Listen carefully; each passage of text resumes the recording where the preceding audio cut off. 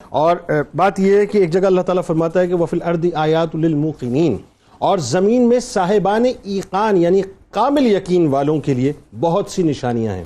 اور ایک جگہ اللہ تعالیٰ فرماتا ہے کہ اِنَّ فِي السَّمَاوَاتِ وَالْأَرْضِ لَآیَاتٍ لِلْمُؤْمِنِينَ، یعنی بے شک آسمان اور زمین میں یقیناً مومنوں کے لیے نشانیاں ہیں۔ اچھا، یہاں پہ اللہ تعالیٰ مومنوں کو ایڈریس فرما رہا ہے بنیادی طور پہ، جو ایمان لانے والے ہیں۔ اچھا، ایک طبقہ وہ ہے جو ایمان نہیں لاتا۔ اس کو میں ریلیٹ کرنا چاہ رہا ہوں سوال کے ساتھ اپنے، کہ قرآن میں جو آیات اللہ تعالیٰ نے اپنی نشانیوں کے حوالے سے بیان کی ہیں، اس میں خاص طور پہ جو مومنین کے لیے اسباق ہیں، لیکن اس سے بڑھ کے وہ جو ملحدین ہیں اور جو دہری ہیں ان کے لیے کیا اسباق ہیں، ذرا بتائیے۔ بسم اللہ الرحمن الرحیم۔ جنید بھائی، بہت ہی اہم موضوع ہے اور بہت پھیلا ہوا ہے، گہرا ہے۔ اس کی اہمیت بالخصوص وہ نوجوان جو کہ اس وقت یونیورسٹی کے اس ماحول کے اندر ہوتے ہیں جہاں پر ایک ہی لینس سے چیزوں کو دکھانا بتایا دکھایا بھی جا رہا ہے، اور وہ ہے سیکولر لینسز۔ اور سر اس دور میں تو قطع کلام کی معذرت آپ کنٹینیو کیجئے، 5th جنریشن وار کے اندر خاص طور پہ اس وقت یہ جو ویمن رائٹس کے نام پہ جو فضا چلی ہے، اس کے اندر جو یہ طبقہ خاص طور پہ شامل ہو گیا، جو ملحدین کا طبقہ۔ اور دیکھیے، ہمیں سب سے پہلے یہ بات سمجھ لینی چاہیے کہ سیکولر پرسپیکٹو نیوٹرل نہیں ہوتا۔ آپ کا آغاز گفتگو یہ ہوتا ہے کہ خدا موجود نہیں ہے، اور اگر ہے تو وہ ہمارے معاملات سے آزاد ہے اور ہم اس کے معاملات سے آزاد ہیں۔ بالکل صحیح جنید بھائی، اگر یہی اس پرسپیکٹیو اور اس عینک سے آپ حقائق کو دیکھیں گے تو آپ کے لیے مسائل ہوں گے اور حق کو پہچان نہیں سکتے۔ دوسری بات پر آپ غور کیجئے، ہمیں یہ بات بھی ملحوظ خاطر رکھنی چاہیے کہ وہ معترضین جنہوں نے آغاز ریولوشن یا آغاز تہذیب سے اس بات کا اقرار کرنا شروع کیا اور دعویٰ کرنا شروع کیا کہ مذہب ایک دن ختم ہو جائے گا، جیسے کہ جن میں کارل مارکس شامل ہے، جس میں کہ ڈیورخیم شامل ہے، جس میں کہ فرائیڈ شامل ہے، ان سب کا خیال یہ تھا کہ مذہب ایک دن ختم ہو جائے گا۔ آج میں پوچھتا ہوں یہاں اس فورم پر بیٹھ کر، آپ کے دعوے دھرے کے دھرے رہ گئے، اور آپ نے خود اپنی زبان سے اقرار کیا the rise of religion۔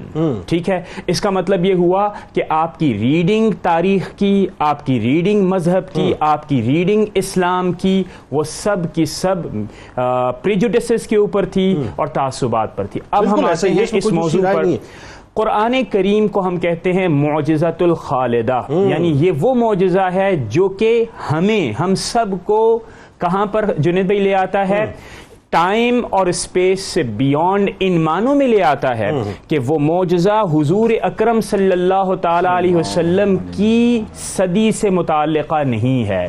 اہل مکہ اور اہل مدینہ جو کہ 7ویں اور 8ویں ہجری کے تھے، اس سے تعلق 7ویں اور 8ویں صدی عیسوی کے تھے، اس سے کوئی تعلق نہیں رکھتا۔ بلکہ آج بھی قرآن کریم کو جب آپ پڑھتے ہیں اور تعصب کی اینک اتار کر پڑھتے ہیں اور آبجیکٹیوٹی آپ کا موضوع ہوتا ہے، مقصد ہوتا ہے، حقیقت کو تلاش کرنا آپ کا مقصد ہوتا ہے، آپ کوئی قرآن کریم کی آیت اٹھا لیجئے، ہر ایک چیز دلیل دے گی کہ اللہ رب العزت موجود ہے۔ اور ہم سوال پوچھتے ہیں، سب سے پہلے ہم یہ سوال پوچھتے ہیں، آپ بتائیے آپ کس پرسپیکٹیو میں دلیل چاہتے ہیں؟ آپ سائنس اور امپیریکل دنیا میں دلیل چاہتے ہیں، قرآن کریم وہاں آپ کو دلیل دے گا۔ آپ معاشرت میں تعین کرنا چاہتے ہیں، اس کے اندر ہمواری اور امن و امان چاہتے ہیں، ہم آپ کو وہاں پر دلیل دیں گے۔